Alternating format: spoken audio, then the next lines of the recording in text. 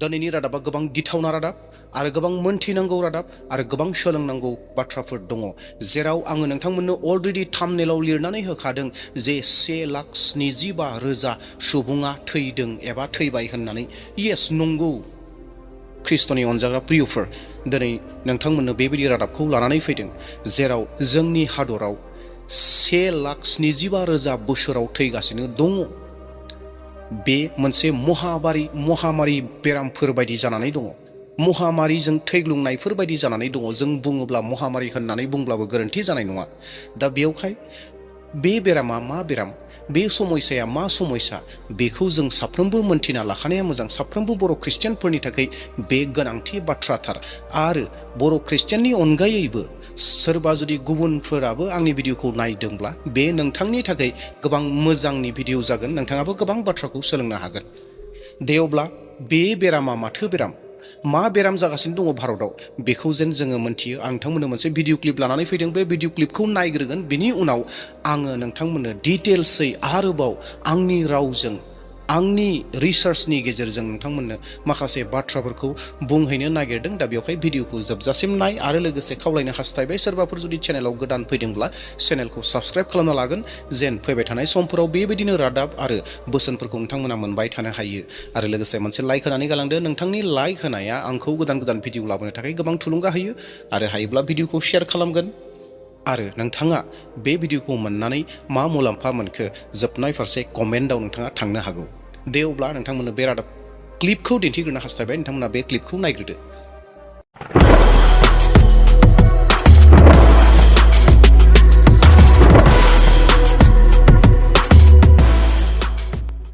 विश्व स्वास्थ्य संगठन का दावा है कि भारतीय जरूरत से 2 गुनी मात्रा में नमक खा रहे हैं। इससे वो तेजी से हाइपरटेंशन का शिकार हो रहे हैं। हर साल 1,75,000 लोगों की मौत सिर्फ इसी वजह से हो रही है। डॉक्टरों की माने तो इंसान को हर रोज 5 ग्राम नमक का सेवन करना चाहिए, लेकिन खासतौर से उत्तर भारत के लोगों के खाने में नमक की मात्रा इससे बहुत ज्यादा है। यहाँ लोग तय मात्रा से 2 गुना यानी 10 से 12 ग्राम नमक खा रहे हैं। वहीं दक्षिण भारतीय लोगों के खाने में यह मात्रा थोड़ी कम यानी 8 से 10 ग्राम है। ज्यादा नमक खाना हाइपरटेंशन को दावत देता है। हाइपरटेंशन से लोगों में दिल की बीमारियां पनप रही हैं। दिल की बीमारी के इस खतरे से भारत के 2 करोड़ 20 लाख लोग जूझ रहे हैं। जरूरत से ज्यादा नमक खाने से heart stroke, blood pressure, kidney disorder का खतरा बढ़ रहा है। दुनिया में 26 लाख लोगों की मौत दिल की बीमारियों से हो रही है। इनमें से 50% मौत का जिम्मेदार हाई ब्लड प्रेशर है।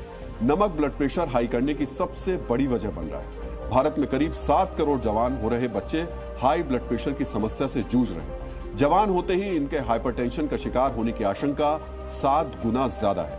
हमारे शरीर में 80% नमक घर के खाने से जा रहा है। खाने में पापड़, चटनी और अचार देशवासियों को बीमार कर रहे हैं। इनमें काफी मात्रा में नमक होता है। इसके अलावा सलाद और फलों में भी नमक डालने का प्रचलन है। इससे भी शरीर में नमक औसत से ज्यादा चला जाता है। बाकी का 20% नमक हम बाहर के खाने से ले रहे हैं। बाहर हम रेस्टोरेंट और स्ट्रीट में या अन्य दुकानों से जो पैक्ड फूड ले रहे हैं, उनमें काफी मात्रा में नमक होता है।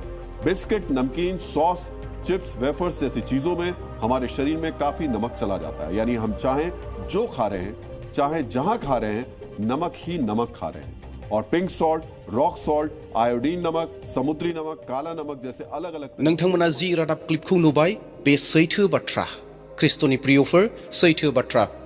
जेरावहाय भारतआव गोबां संख्रिखौ गोनांथिनिख्रुइ गोबां बाहायनायखाय गोबां समस्याफोरा फैदों, गोबां बेरामफोर जादों, हार्ट एटेक जादों, जायखौ BP हाई प्रेसार होननानै बुङो, बियो गोबांनिख्रुइ गोबां जादों। दा बे संख्रिनि बिसय जोंनि गोथार बोसोन, गोथार बाइबेला एसेबां मोजां बाथ्रा जोंनो बुंनानै गालांदों, बेखौ आङो साफ्रोम नायगिरि नोंथांमोननो गोसोखांहोग्रोनो हास्थायदों। बिनि उनाव संख्रिनि बाथ्रा फारसे थांफिनगोन। बे इसोरनि बोसोनानो जाबाय माथाय 5:13 नोंसोरो संसारनि संख्रि, नाथाय संख्रिया 5 जाब्ला बिखौ गोबाब खालामफिननायनि मुंबो राहा गैया। बियो मुङा मुंसेबो खामानियाव उदाया, बेखौ बायरायाव गारहरो आरो मानसिफोरजों गाफ्ले जायो। प्रेज द लर्ड। जिसु ख्रिस्ट'आ जोंखौ संख्रिजों लोगोसे रुजुदों, संख्रिनि गोनांथिखौ होदों। नंगौ ख्रिस्ट'नि प्रिय अनजाग्राफोर, संख्रिया जों साफ्रोमनोबो गोबां गोनांथिथार। जोंनि दैलि लाइफ थांना थानायाव संख्रिया जोंनो थाखाय गोबां गोनांथि।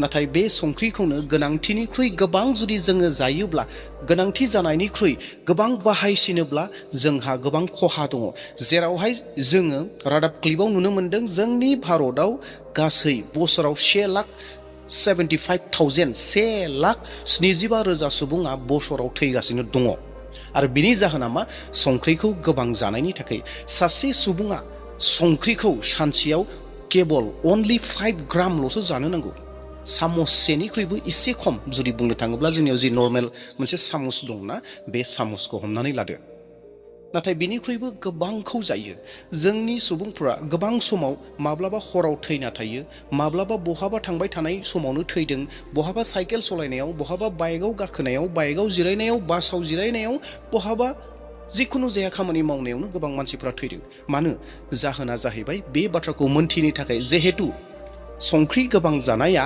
हाइपारटेनसन बेरामखौ लानानै फैयो आरो बे हाइपारटेनसन माखौ बुङो बे जाहैबाय BP blood pressure high blood प्रेसारखौ बुंनाय जायो हाई ब्लाड प्रेसार जायो आरो बे हाई ब्लाड प्रेसार जानायनि थाखाय गोबां मानसिफ्रा हरखाबैनो थैदों आरो हार्ट एटेक जायो हार्ट एटेक जानानै गोबां थैदों दा बेखौनो जोङो गोबां समाव मोनथिस्लाबा जायनि जाहोनाव जोङो आलादा आलादा बाथ्राफोरखौ बुङो नाथाय जाय संख्रिखौ जिसु ख्रिस्ट'आ इसोरनि बोसोन गोथार बाइबेलाव बुंदों नोंसोरो संसारनि संख्रि होननानै बेयावहायबो जोंखौ मा बुंदों संख्रिखौ हिसाबनि बाहायनायनि बाथ्राखौ बुंदों जे हिसाबाव थायोब्ला बे संख्रिया मोनसे मोजां स्वादखौ लाबोयो मोजां टेस्टखौ लाबोयो थिग बेबायदिनो नोंसोरो संसारनि संख्रि होननानै स्वाद लाबोग्रा होननानै बुंदों नाथाय बे संख्रिखौनो दिनै जोङो गोनांथिनिख्रुइ गोबां जानानै जोंनि मोदोमाव गोबां बेरामफोरखौ लानानै फैदों दा गोबां संख्रि जानायनि गेजेरजों मा बेरामा फैयो बेखौ नोंथांमोननो आङो फंनैसो दिन्थिनानै होनो हास्थायदों देखायनानै होनो नागिरदों जों बे बाथ्राखौ मोनथिनानै थाखायो गोनांथिनिख्रुइ गोबां संख्रि जानायाव जानाय बेराम सेथि बेराम बे जाहैबाय हाई ब्लाड प्रेसार जायखौ हाइपारटेनसन होननानै बुंनाय जायो बे बेरामा गोबां संख्रि जानायनि गेजेरजों जायो नर्मेलि बेखौ गोबां सुबुंनियाव नुनो मोनो नैथि बेराम जायो बे जाहैबाय दिलकि बिमारि हार्ट डिजिज हार्टनि बेराम जायो जेरावहाय गोबां सुबुंफ्रा बे प्रब्लेमजों फेसिं जानानै थादों थामथि बेराम बे जाहैबाय स्ट्रक जानाय जायखौ जोङो ब्रेन स्ट्रक होननानै बुङो आरो बेजोंबो मानसिफ्रा हरखाबैनो थैयो बेबो संख्रि गोबां जानायनि गेजेरजों जायो ब्रैथि बेराम संख्रि जानायजों जानाय बे जाहैबाय किडनि की समस्या किडनी डिजीज किडनियाव बेराम जायो बाथि बेराम हड्डियों की कमजोरी बे जाहैबाय जोंनि बेगेंफोराव लोरबांथि नुजानाय अस्टियोपरोसिस दथि बेराम बे जाहैबाय सुजन और वजन बढ़ना water retention and weight gain मोदोम बांनायावबो एबा मोदोमखौबो बांहोयो स्निथि बेराम जायो बे जाहैबाय पेट की समस्या और cancer stomach problems and cancer बायदि बेरामफोरा जानो हागौ एबा जायो उदैयाव प्रॉब्लम्सफोरा नुजायो दाइनथि बेराम बे जाहैबाय डेमेशिया और ब्रेन फंक्शन में कमी ब्रेनाव जिथु खामानिफोर मावो बे ब्रेन फांक्शनफोराबो खामानि मावनायखौ माखासेफोरखौ स्टप खालामो बे जाहैबाय मेजर प्रब्लेम्सफोर मेजर बेरामफोर जेराव जोङो संख्रिखौ गोबांनिख्रुइ गोबां बाहायोब्ला जायो आरो सरासनस्रायै जों जिहेतु गोबां न'खरफोराव दिनै जोङो संख्रिखौ बाहायगासिनो दङ नाथाय जोङो गोबां समाव गोनांथिनिख्रुइबो गोबांसिनखौ बाहायनायखौ नुदों जेरैहाय जोङो वेस्टार्न कान्ट्रिनि कालचारफोरखौ लानो मोजां मोनो जेब्ला जोङो रेस्टुरेन्टफोराव बबेबा हटेलफोराव हाबोब्ला जोङो टेबोलाव समायना बथलाव संख्रिखौ अलरेडि दोनखानाय नुनो मोनो जेन जाग्राखौ लाबोयोब्ला बेयाव जों आरोबाव होदेरनानै जेन जानो हायो वेस्टार्न कान्ट्रिनि कालचार बेफोरो आरो बे कालचारा मानो फैदों बोरै जादों वेस्टार्न कान्ट्रियाव गोबां वेस्टार्न कान्ट्रिफोराव न'खराव जेब्ला ओंख्रिफोरखौ सङो मैगंफोरखौ सङो बै समाव संनाय समाव बिथांमोना थोंजोङै संख्रि होनानै सङा जानाय समावसो संख्रिखौ सारलानानै स्प्रिंकल खालामनानै बिसोरो जायो नाथाय जोंनिया बैफोर बाथ्राफोरखौ मोनथियालाबानो जोंहा संनाय समावनो अलरेडि जोङो संख्रिखौ होखायो अब्लाबो बिनि गोबाङै अधिकै जोङो लादेरबावनानै जायो अनजाग्रा ख्रिस्ट'नि आंगोफोर बेफोर जाहैबाय माखासे गाज्रि हुदाफोर जोंनि दा जि संख्रिखौ जोंनि थाखाय नांगौ बियो जोंनि थाखाय गोनांथि नाथाय बेखौ जुदि जोङो हिसाबनि जुदि नांगौ बायदि जुदि बाहायनो रोङाब्ला जोंनि थाखाय गोबां खहा जागोन, जेरावहाय WHO वर्ल्ड हेल्थ अर्गानाइजेशना गासै बुहुमनि थाखाय नायबिजिरनायनि गेजेराव भारतआव बयनिख्रुइ बांसिन संख्रि बाहायनायखौ मोननो हादों, जेराव बोसोराव 1,75,000 मानसिफ्रा संख्रि जानानैनो थैदों, संख्रिजों बेराम जानानै गोबाङैनो बांसिनै हाइपारटेनसनाव जादों। डेट मिन्स ब्लाड प्रेसाराव, हाइ ब्लाड प्रेसारनि थाखाय गोबाङा थैदों आरो बे हाइ ब्लाड प्रेसारा जेनेरेलि बे संख्रि गोबां जानायनि थाखाय जायो होननानै WHOआ मोनथिहोदों। गुबुन गुबुन जाहोननि थाखायबो बेफोर बेरामफोरा जानो हागौ, नाथाय मोस्ट बेरामफोरा भारतआव जिथु हाइ ब्लाड प्रेसार जादों बे जाहैबाय संख्रि गोबां जानायनि थाखाय जादों होननानै मोनथिहोदों आरो बेनि गेजेरजोंनो 1,75,000 सुबुंफोरा थैगासिनो दङ। बे थैनायाव आं बे भिडिअखौ मानो लानानै फैखो, बे रादाबखौ मानो लानानै फैखो, बेफोरबायदि थैनायनि गेजेरजों जों ख्रिस्टियानफोरहाबो बेयावनो थैफानाय दङ नामा, बेयाव थैदों नामा? जुदि संख्रि जानानै थैदोंब्ला बे जोंनि हिन्दीयाव लापरवाह होनोना, जों जुदि जों गावखौनो जोथोन लायाब्ला बे जोंनि दाय जागोन। जोङो गुबुन सोरबा जौ लोंग्राखौ, थांखु जाग्राखौ, बिरि सोबग्राखौ केन्सार जायो माबा मिबि होननानै जोङो गोबां बुङो, नारसिमो नङा होमबा, जे बिथांमोना गाज्रि खामानि मावदों, बेबायदि बेराम जागोन, थैगोन होननानै। नाथाय जों जे जोंनि गोनांथिनिख्रुइ गोबांसिन संख्रि बाहायनायाबो जोंनि मोदोमखौ नस्थ' खालामगासिनो दङ, बे बाथ्राखौ जों जेन मोनथिनांगोन। दिनै गोबां ख्रिस्टियानफोरा हयथ' बे बिसयाव जिउ गोमानो गोनां जाबाय, जिउ नागारबाय। मानोना जों गोबां मण्डलिफोराव खोनायो जे आमुखाया हरखाबैनो मोनाव थैना थाबाय होननानै। बेफोर जाहैबाय मा, ब्रेन स्ट्रक जानो हागौ, ब्रेन स्ट्रक बेराम। आरो बे ब्रेन स्ट्रकआ बहानिफ्राय फैदों? संख्रि जानायनिफ्राय। जों गोबां समाव गोबां बाथ्राफोरखौ बुंनाय खोनायो, बे मानसिया जौबो लोङामोन, बे मानसिया गाज्रि खामानिबो मावामोन, बोरै दो थैनानै थाखोथाय होननानै बेफोरबायदि बाथ्राफोरखौ खोनायो। जानो हागौ बिथाङा गोबां संख्रि जायोमोन, जायनि थाखाय केन्सार जादों। नंगौ, बिरि सोबाखै, सिगारेट सोबाखै, जौ लोङाखै, नाथाय केन्सार जादों। नाथाय बिथाङा संख्रि गोबां जायोमोन। नंगौ, जेबो गाज्रि मावामोन, blood pressure, high blood pressure जादों। मानि थाखाय? संख्रि गोबां जानायनि थाखाय। हयथ' बेफोरबायदि गोबां जाना थाखोमानानैबो थानो हागौ।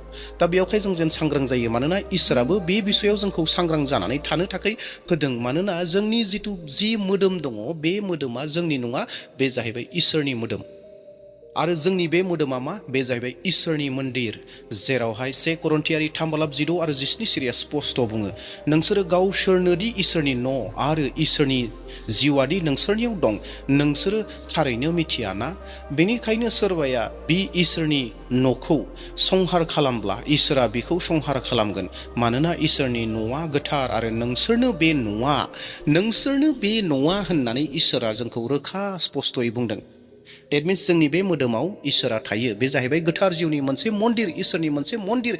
आरो बे मन्दिरखौ गोथार साखोन सिखोन लाखिनाया जों साफ्रोमनिबो दायित्व, बिबान। आरोबाव 1 करिन 6:19 सिरिया ओरैहाय बुंबावो, जायहा नोंसोरनियाव खामियो आरो जायखौ इसोरा नोंसोरनो होबाय, नोंसोरनि मोदोमा बे गोथार जिउनिनो मन्दिर होननानै नोंसोरो मिथियाना? नोंसोरनि मोदोमा नोंसोरनि नङा, इसोरनिसो। प्रेज द लर्ड। जोंनि जिथु मोदोम दङ जोंजों लोगोसे थानाय, बे इसोरनि मन्दिर आरो बेयाव इसोरा थायो। जों बेखौ मोनथिनांगोन। आरो बे जुदि मन्दिरा इसोरनिब्ला जों बे न'खौ साखोन सिखोन दोननांगोन। दिनै जुदि जोंनि मोदोमा संख्रि जानानै गाज्रि जानो नागिरदोंब्ला, बेराम जानो नागिरदोंब्ला, जों बे बाथ्राखौ मोनथिनांगोन। जों जुदि गोनांथिनिख्रुइ संख्रि गोबां जादोंब्ला जोङो प्रब्लेम्सआव गोग्लैगोन, जों बेरामाव गोग्लैगोन, जों बेरामि जागोन। जेराव जों बेराम जानो गोनां गैयामोन, नाथाय जों जोंनि गोरोन्थिनि थाखाय जों बेराम जादों। आरो बेराम जादोंब्ला जोङो इसोरनि मन्दिरखौ गुबुंले खालामनाय जागोन। दा बेयावहाय बे बिसयाव साबधान थानो नांगोन। जों जिथु जायो, दिनै जों जि जादों, जों जि फास्ट फुडफोर जायो, पेकेटफोराव थानाय जिथु आसारफोर दङ, आसाराव गोबां संख्रि थायो, मेगिफोराव संख्रि थायो। जों माखासे संख्रिफोरा आन्दोआव थाखोमायो, जायखौ जोङो मोनथिस्लाबा जे बेयाव गोबां संख्रि दङ होननानै। नाथाय गोबां बुस्थुआवनो, गोबां जाग्रा बेसादफोराव जिथु फास्ट फुड सिस्टेमनि थायो, गोबां संख्रि दङ।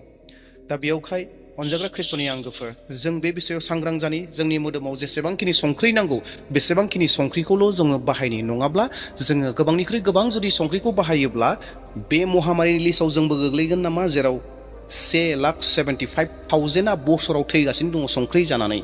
बेबायदि थैग्लुंनायाव जोंबो गोग्लैगोन। दा बेयावहाय ख्रिस्ट'नि अनजाग्राफोर, जिहेतु जोंखौ संख्रिजों रुजुदों, नोंसोरो संसारनि संख्रि होननानै। नंगौ, इसोरा जोंखौ संख्रि होननानै बुंदों। आरो संख्रिया हिसाबनि जाब्लासो मोजां जाब्लासो बियो थावनायखौ लाबोगोन। दा दिनै जोंनि जानाय मैगं ओंख्रिफोरावबो जोङो हिसाबनि दोननो रोंब्लासो जोंनि देहायावबो बियो मोजां खामानिखौ मावगोन। जुदि गोनांथिनिख्रुइ बांसिन जुदि जायोब्ला बेरामा फैखागोन। जेरैहाय गोनांथिनिख्रुइ गोबांसिन अखा फैयोब्ला बानपानी दैबाना फैयो आरो दैबाना फैयोब्ला खहा जायो। थिग बेबायदिनो जोंबो गोनांथिनिख्रुइ गोबांसिन संख्रि जायोब्ला जों बेराम जागोन। हयथ' जोङो गोबां समाव मोनथिस'यैयाव संख्रिजोंलाय मा जानो होननानै साननो हागौ, नाथाय बोसोराव 1,75,000 मानसिफोरा संख्रि जानानै थैगासिनो दङ। बे बाथ्राखौ गोसोआव लागोन। जेरै सिनिया डायबेटिस सुगार बेरामखौ लानानै फैयो, संख्रियाबो बेबायदिनो बेरामखौ लानानै फैयो। बे मोननै गुफुर बेसादनिफ्राय जों जुदि हिसाबाव थायाब्ला, समान समानाव जुदि थानो रोङाब्ला, हिसाबनिख्रुइ गोबांखौ जुदि लायोब्ला मोननैबो खहा दङ। बे गुफुर संख्रि, गुफुर सिनि, बे मोननैबो जोंनि थाखाय गोबां देहानि थाखाय असुबिदा। दे अब्ला ख्रिस्ट'नि प्रियफोर, नोंथांमोना बे भिडिअखौ नायनानै एसेब्लाबो माबा मोनसे बाथ्राखौ सोलोंदों। संख्रिया जोंनि थाखाय मोजां, गोबां स्वादखौ लानानै फैयो, नाथाय गोबांनिख्रुइ गोबां बाहायनाया जोंनि थाखाय बेरामखौबो लानानै फैयो। बे बाथ्राखौ जोङो मोन्थिदों। दे अब्ला नोंथांमोना बे बाथ्राखौ एबा बे भिडिअखौ नायनानै बेसेबां मा सोलोंखो कमेन्टआव मोन्थिहोगोन। दे अब्ला दिनै भिडिअखौ बेसेयावनो दोनथ'नोसै। Thank you.